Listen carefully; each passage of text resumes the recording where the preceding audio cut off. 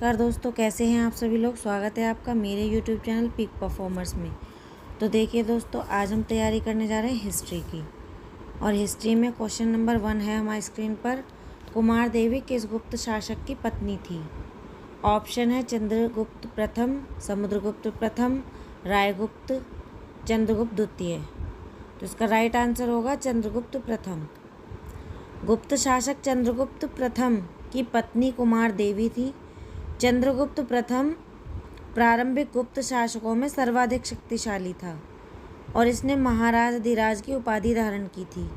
इसके शासनकाल की सर्वाधिक महत्वपूर्ण घटना गुप्तों तथा लिच्छवियों के बीच वैवाहिक संबंध की स्थापना है।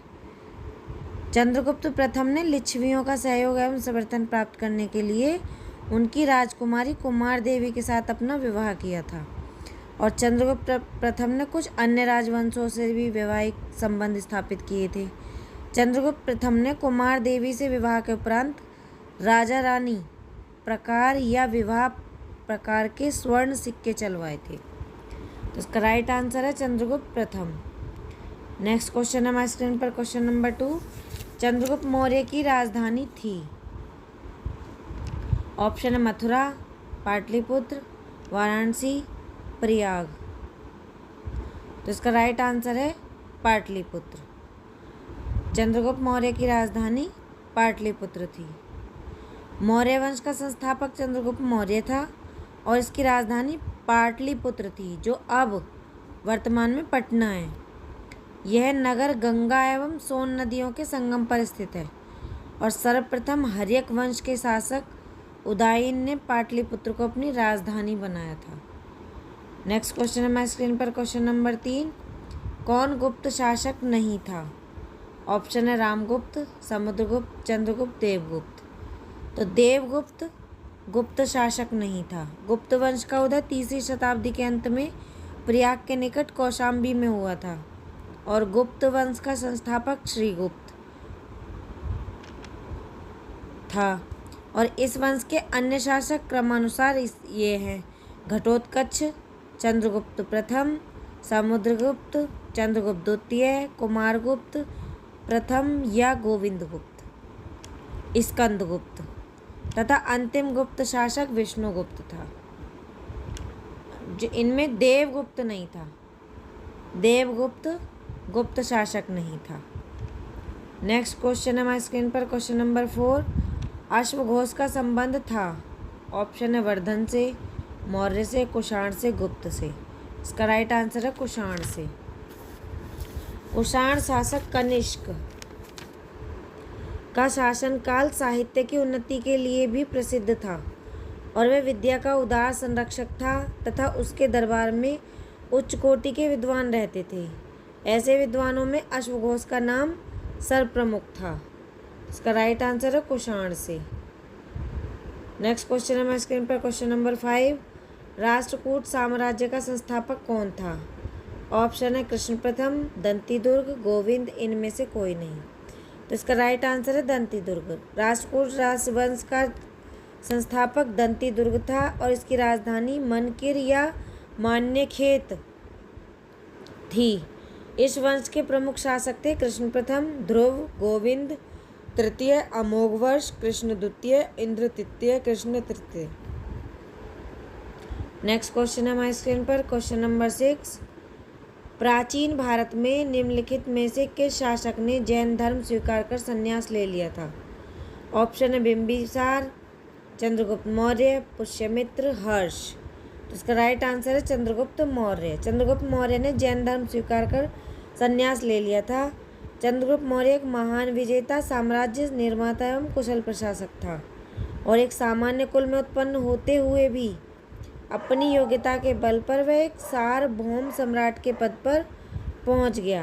जैन परंपरा के अनुसार अपने जीवन के अंतिम समय में वह जैन हो गया था तथा जैन संत भद्रबाहु की शिष्यता ग्रहण कर ली थी और चंद्रगुप्त मौर्य ने संलेखना द्वारा अपने प्राणों का त्याग किया था। राइट आंसर है चंद्रगुप्त मौर्य। नेक्स्ट क्वेश्चन है हमारे स्क्रीन पर, क्वेश्चन नंबर 7। चालुक्य वंश की राजधानी थी। ऑप्शन है वातापी, कन्नौज, मान्यखेत और कांची। इसका राइट आंसर है वातापी। बादामी के चालुक्य वंश की राजधानी वातापी थी और ईसा की 6वीं शताब्दी के मध्य से लेकर 8वीं शताब्दी के मध्य तक दक्षिणापथ पर चालुक्य वंश की जिस शाखा का आधिपत्य रहा उसका उत्कर्ष स्थल बादामी या वातापी होने के कारण इसे बादामी अथवा वातापी का चालुक्य भी कहा जाता था। और बादामी के चालुक्य वंश का संस्थापक पुलकेशिन प्रथम नामक व्यक्ति था और पुलकेशिन द्वितीय इस वंश का शक्तिशाली शासक हुआ था। तो इसका राइट आंसर है वातापी। नेक्स्ट क्वेश्चन है हमारी स्क्रीन पर, क्वेश्चन नंबर 8। पल्लव वंश का अंतिम शासक कौन था?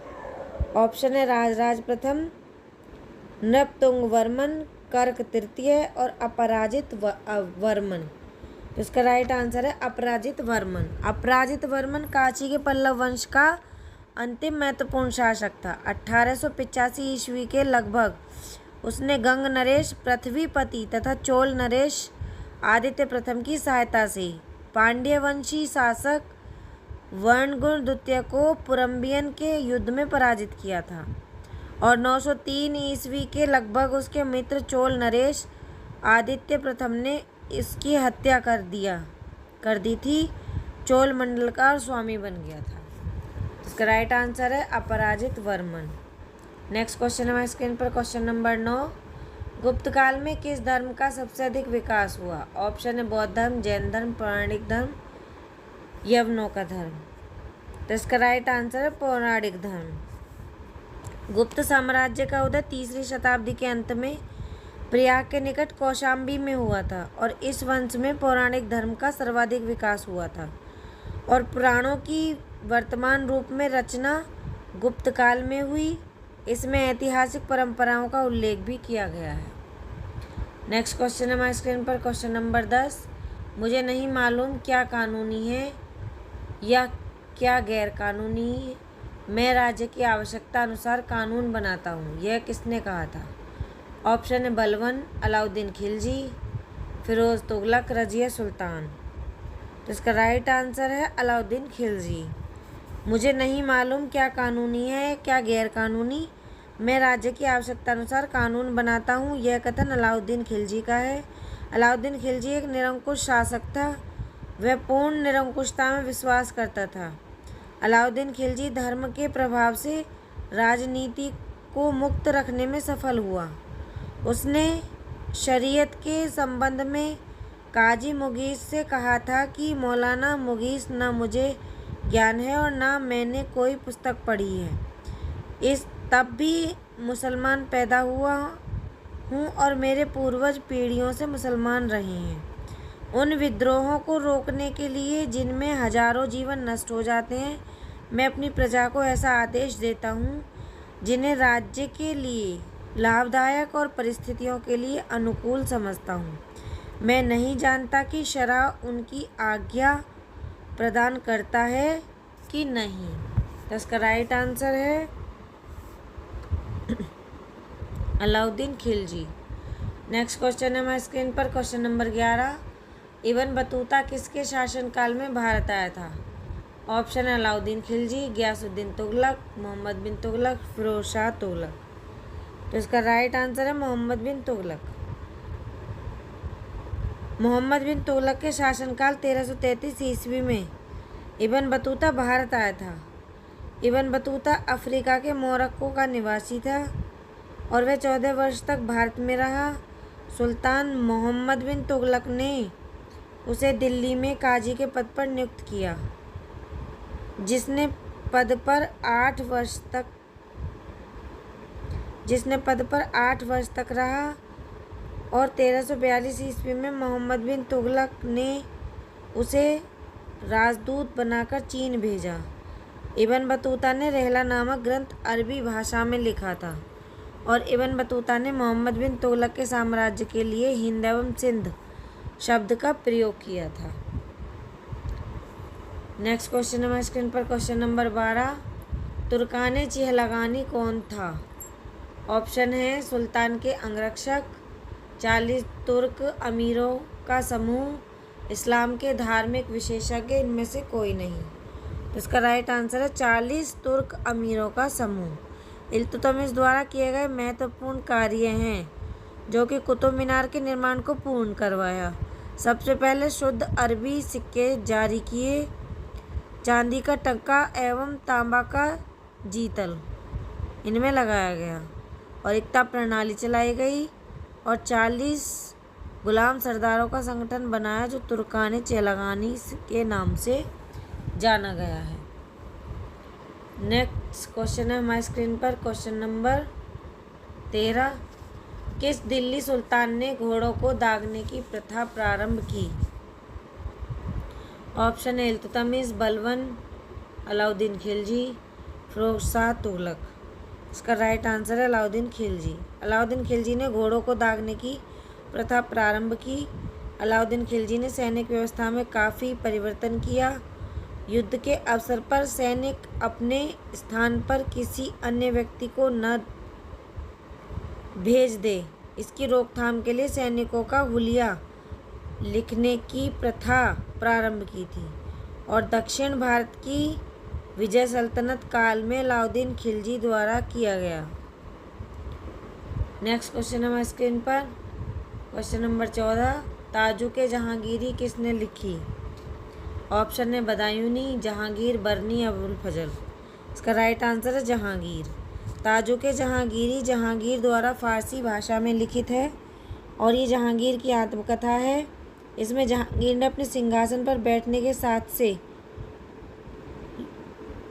के समय से लेकर अपने शासन के 17वें वर्ष तक लिखा, और बाद में स्वास्थ्य खराब हो जाने के कारण उसने लिखने का उत्तरदायित्व अपने बख्शी मुतामिद खां को सौंप दिया, जिन्होंने उसे जहांगीर के शासनकाल के 19वें वर्ष पर पूरा किया।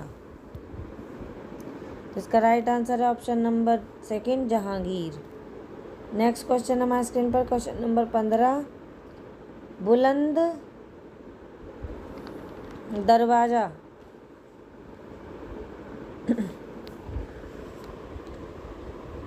बुलंद दरवाज़ा अकबर की